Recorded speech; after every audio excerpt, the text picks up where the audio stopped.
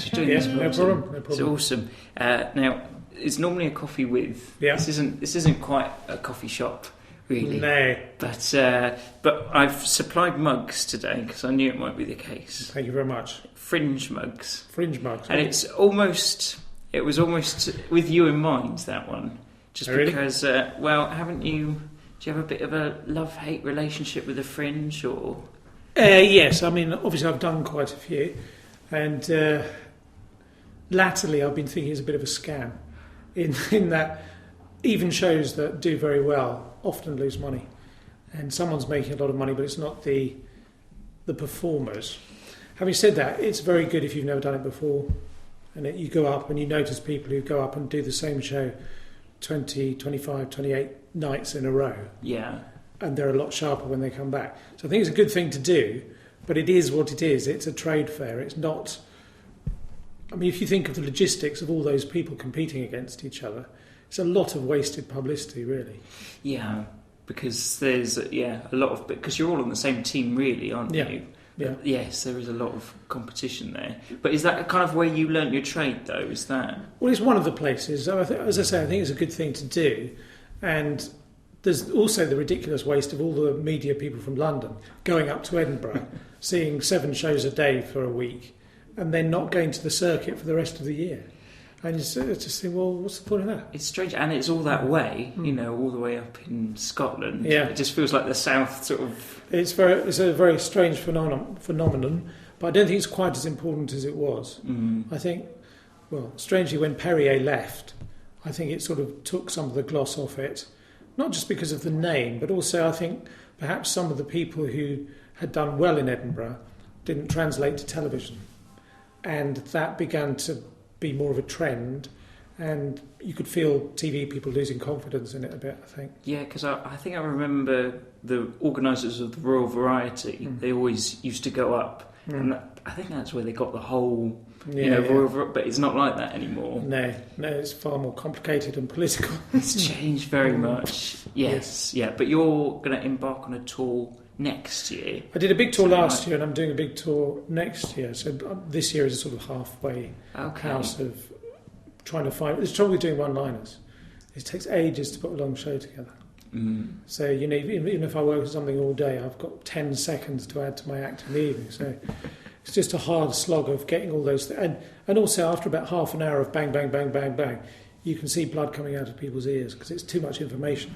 So you've got to find ways of varying the angle of attack. Yeah, well, because Tim Viney does music, doesn't he? Lots of... Have you ever thought about... I've thought about it, but unfortunately I'm amusical. I cannot sing or dance in time to anything. So there's no point in me doing that. I mean, I do use backing tracks sometimes for things, or I use an overhead projector or props, or do a character for a bit.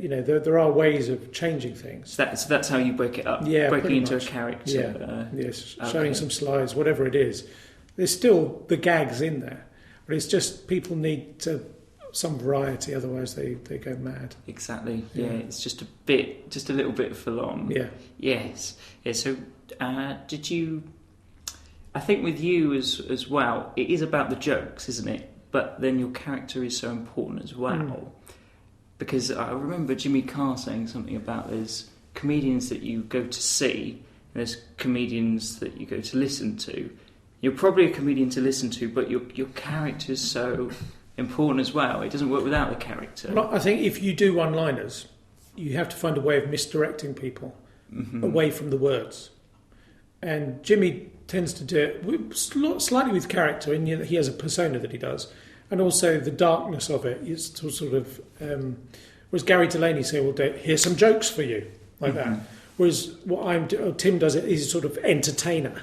Tim Vine is sort of cheesy, sort of, and this one, we didn't like that. And, whereas I'm trying to go for more of a whole character that just, if you suspend your disbelief long enough, I think maybe he could be real. And that is his world. And what he's saying is wrong. But looking at him, he might be right. So I usually say that the thicker the crowd, the higher my hair has to go. It acts as a signpost that I'm coming from left field. If the audience know where I'm coming from, then I hardly need to do anything. But if it's a rough night and they've never seen me before, I need to do the full-on brr. You need to show you're so different, you know. Yeah, I'm other to what they're... And also, if a middle-class bloke walks onto the stage and does some clever words, in certain environments, that's quite threatening. Yeah.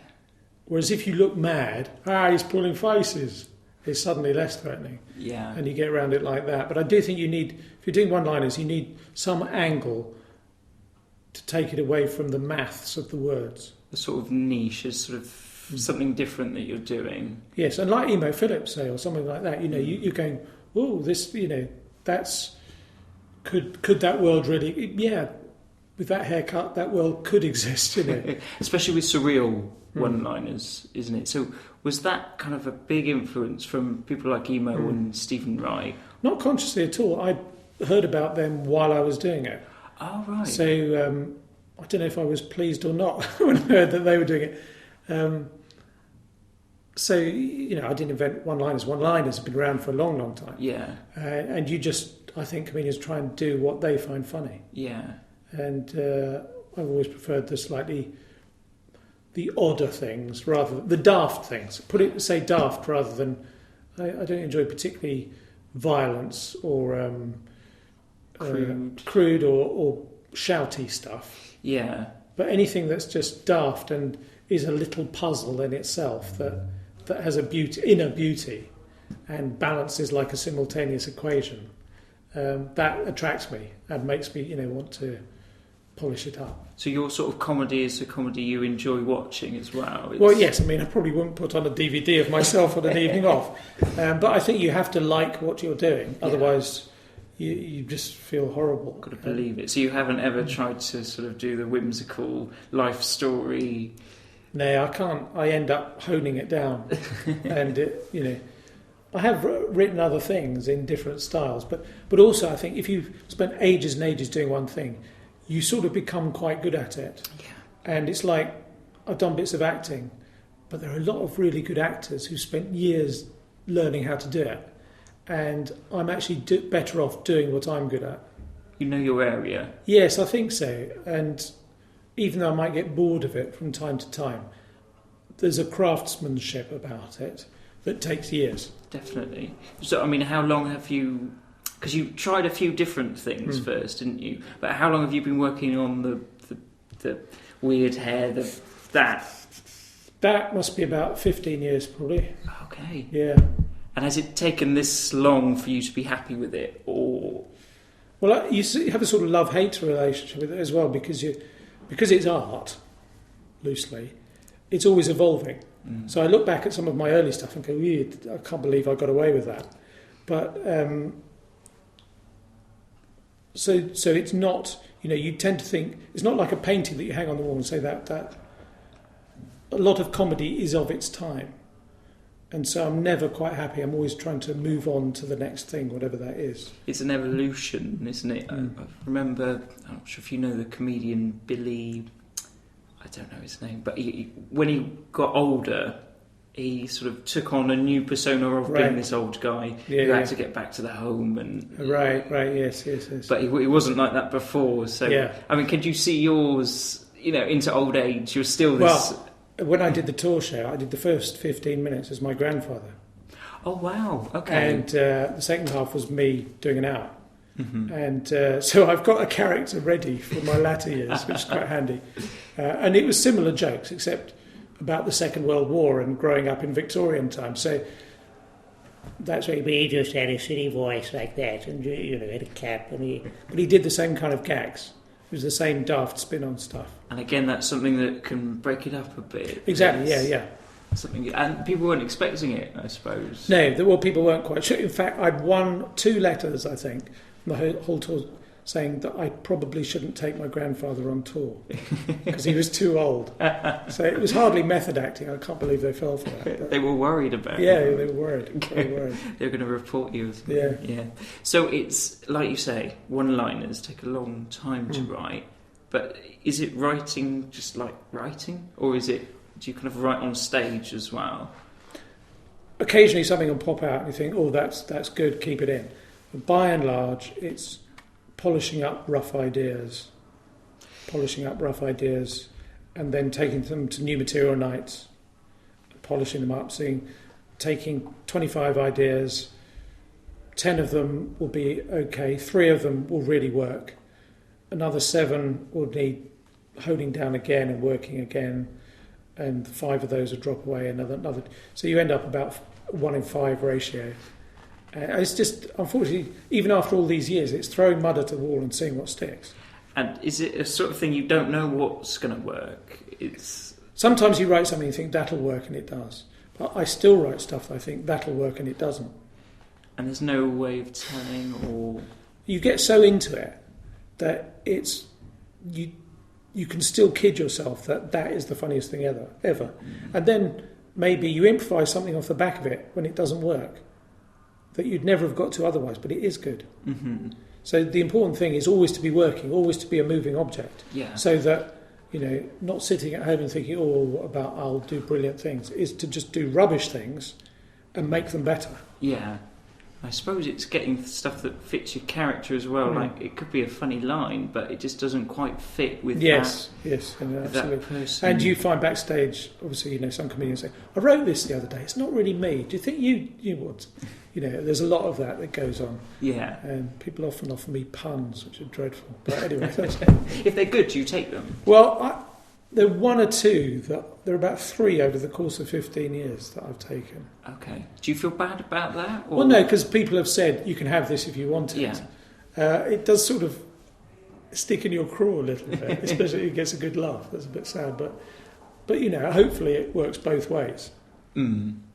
And that's quite nice when you're sharing stuff, and that feels like good material sharing as opposed to bad material sharing. Yeah, so as long as everybody agrees to it, then then it's fine. Mm. So your character, it is a character, but is it someone that you get lost in? Is it someone, or are you totally conscious of who you are? I think I can play it on several different levels. Mm-hmm. In that, as I say, if it's a rough night and it needs the big full Monty, then I can weird it out. But if I'm doing my own radio show or a show where people see me for an hour, I can sort of go. I can almost drop out of character. Mm. Or if someone's heckling me a lot, I can say, "Look, it's only an act." Or so something. Just drop out of it quickly, mm-hmm. and you sort of get points for doing that almost. Oh, he is human after all. But people haven't come to see the human side particularly. They've come for jokes because that's what I do.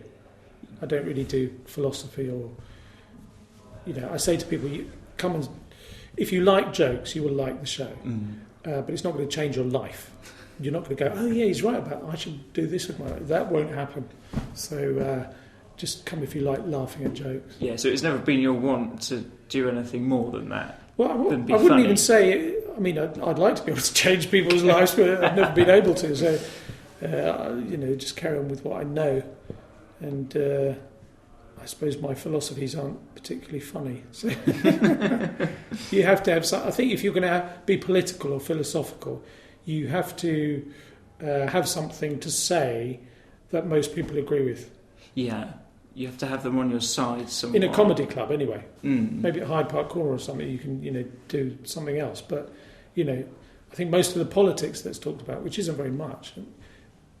Preaching to the converted, really. Yeah, it has to be. It has to be, because otherwise it wouldn't be funny. And it wouldn't be on your side. Americans are stupid, aren't they? Hooray! Conservatives are stupid, aren't they? Hooray! It's a bit more sophisticated than that, but you can't. That's the essence. Yes, you can't say racism's good, is it? You're not going to win with that, even if you've got a good joke in there. People are going to. Well, I say that there are certain comics who seem to, but I don't think that's because of thought through political philosophies. That's just. Jingoism and rabble-rousing. Yeah, I think it's an interesting thing that most comedians, they have to be likeable on some level. You don't have... I think that's a really important factor, isn't it? That you've got to like them. But having said that, you are quite an outsider. Yeah. Do you think it works best from the outside, so that you're looking in? Or? Yes, I think it looks simple, but it's actually quite complicated. Because in terms of status of the character, if you want to talk drama, I appear to take low status, but if you analyse the words, I'm actually high status. in that I appear to be talking nonsense, therefore I'm idiot. Well, it's idiot savant. That's the... And you think, that's stupid, stupid, stupid. No, it could work. Or it could work in his world. So maybe he's right and we're wrong. I mean, it's the sort of classic... Disappear up my own backside now, but it's a type of fool, isn't it, that does that. You're a clever fool. Well, yeah, I think some of the things I'm saying are clever in not in an intellectual sense, but he spent too long thinking on his own. That was a dull afternoon when he thought that up, whatever it was. So I don't think I'm particularly early Saturday evening stuff. Right, yes. No, I know what you mean. It's strange, though, the low status quite often attack the higher status, whereas you don't so much. There's no sort of victim to your comedy, is there? No, unless it's myself.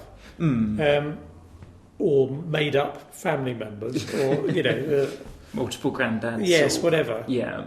I mean, occasionally I will throw something,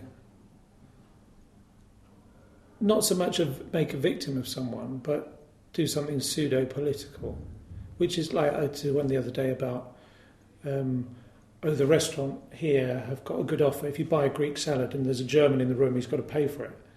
Right? So it's like, that's as political as I get. Yeah. Making a little... And everyone laughs, not because it's such a funny joke, but because they understand it. I think that's the thing as well, where the laughter comes from. Yeah. Because just genuinely funny wordplay. There's a lot of respect for getting, not that, we're on your side, mate, Yes, I think so. But always with my audiences, doesn't matter, even if they come to see me, I look out, I see 10 people laughing, and one person going, what's this? Your eyes are always drawn to that. Yeah, they are, I'm afraid so. In fact, someone once heckled me, what is this? There's no answer to that. It's like, well, I don't know really. It's my life. So is that how you respond to hecklers? You just kind of try and weird them? I think always the funniest is to take something and what they've said. So it doesn't look like a pre-prepared bullet. And to play with them. Because normally hecklers have spent some time thinking what they're going to shout out. So if you engage them in conversation, then suddenly they're having to think on their feet. And, you have a microphone, you should win. Because I suppose with hecklers, it's just a thing you learn. There's no real skill in it. I remember Rich Herring saying that actually, you just do it enough, you know how to deal with it. And it's not a skillful thing, really. I think it probably is like flying or something. You've got to do the hours in the sky, and I don't think the biggest single thing really is to relax and to think I'm confident in my persona, to know that whatever someone shouts at me, I can turn it around somehow. And if that happens enough, and also it's the one part of your act that if you do something that doesn't work, you go home and think, what would I have said? And people tend to shout the same things. Yes. So quite often someone will shout something and it will seem weird to the whole room, but I've heard it 4 times. And so I'll have my thing ready. And it look like magic, but it's not magic because it's happened before. So quite often when weird stuff happens, on the way home I'm thinking, what's the killer line that would have dealt with that? So at least it's ready for next time. Yeah. I suppose that's an interesting thing as well, that what you think is weird as an audience member, lots of people think that. Is that something you kind of have to battle through? You can't think of your first idea because everyone else will have thought of it. You have to think more to try and surprise people. No, absolutely. It's all about surprise. Yeah. It's all about surprise. I mean, conversely, sometimes writers will be together and think, no, that's too obvious. Let's make it more complicated. But actually people need leading in. You need to start with the obvious idea, even if it's do you know what it's like when? So people have an access. Yes, exactly. So they find a way in. And then you take them on a path that is they'd have never thought of. But they need to start somewhere. Just give them that yes. point. Yeah. and sometimes writers miss that out because they're thinking about it all the time. So I've kind of learnt sometimes to lead people in more gently. But yes, no, I think you're right that you've got to, if you're only doing what a funny bloke down the pub could do, then there's no point in you being professional. Yeah, you have to do something different, something a bit special. So now your radio show that you spoke about, it has been cancelled, has it now? Yeah. But is that something that you hope to do in some other form, or we've already put in another treatment for something else? Okay, a different format. I mean, it'll take a while to go through the system, whether they reject it or not. So, I mean, radio is great in that, although it's hard work because it's just words, it suits my style, but also it's just 2 or 3 people working on a script, and the audience can be coming in and I'll be going, oh, I'm not saying that. So it's very immediate, and that goes out on radio, Whereas telly is a different good thing, but it requires a lot of people, and if the lighting's wrong, it's not funny. Yeah, and you don't have as much control either. No. Do you have total control of your radio show? Can you? There are 3 of us who work on it. There's David Tyler, the producer, James Carey, who was another writer who I worked with, who was much better at structure and character than I was. And between the 3 of us, we had total control of it. Great. And David's very technical and knowledgeable about effects and getting everyone there on time, and all that producery stuff. So, and I was just left to do jokes, which is my limit. Yes, no one allows me more. But it's the thing that you're good at. Yeah. So it's good to be left to that. But then, did you find when you did do Mock the Week and things that there were edits that you weren't happy with, maybe, or jokes that they missed out? It is what it is in that it records for 3.5 hours. Oh, is it that long? Yeah. So you're not going to get all your stuff on. Yeah. What is frustrating, if you do really well on a subject, rounds of applause, and they just cut the question. You go, but what? Oh, I can't believe that. And conversely, I've seen myself laugh at jokes I didn't laugh at in the edit, things like that. So it's inevitably it's a false picture of what happened on the night. But then you've kind of got to accept that that's the beast as you go into it. No, absolutely, and everyone suffers in that way because you can't fit it all in. But it is very powerful. It's a different demographic to Radio 4 entirely. Very much, yeah. I was at the Hammersmith Apollo and I was looking at texts of my audience backstage, tweets, which is a bad thing to do anyway. But someone said, I can't believe it, on one side I've got an old age pensioner, on the other side I've got a goth. And suddenly my audience is mixed up of all kinds of people, which is great. I mean, I like that. But Mock the Week is a particular demographic. It's the naughty programme kids stay up to watch. It's also the programme where students find out what's happening in the news.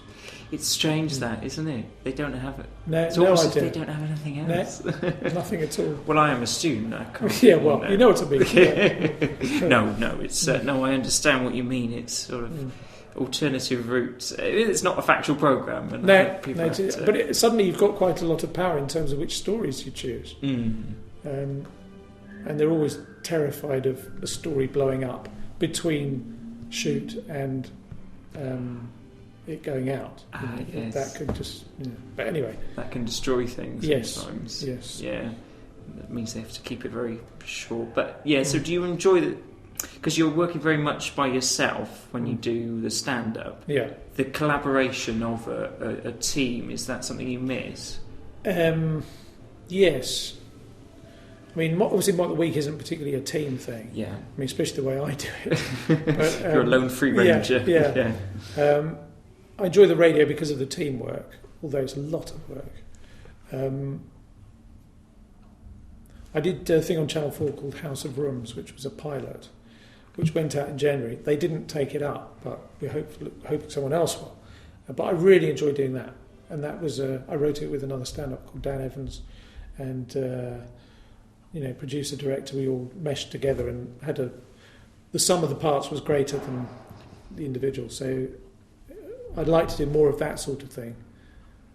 But those projects are very few and far between where you all agree on it. Yes. All too often you you end up with some compromise that no one quite likes. And it's better to go for somebody's sort of passion and their soul and what they really want to do. But when you're writing sketches, is that a different discipline? Well, it should be. But see, what I do is I get 4 or 5 jokes and then put some words around them, which isn't very good. I've got better at it, but yeah, I think I've only really done it on the radio show sketches. I've done gagging up and stuff for Lee Max, Not Going Out. But again, I'm sort of looking for jokes rather than...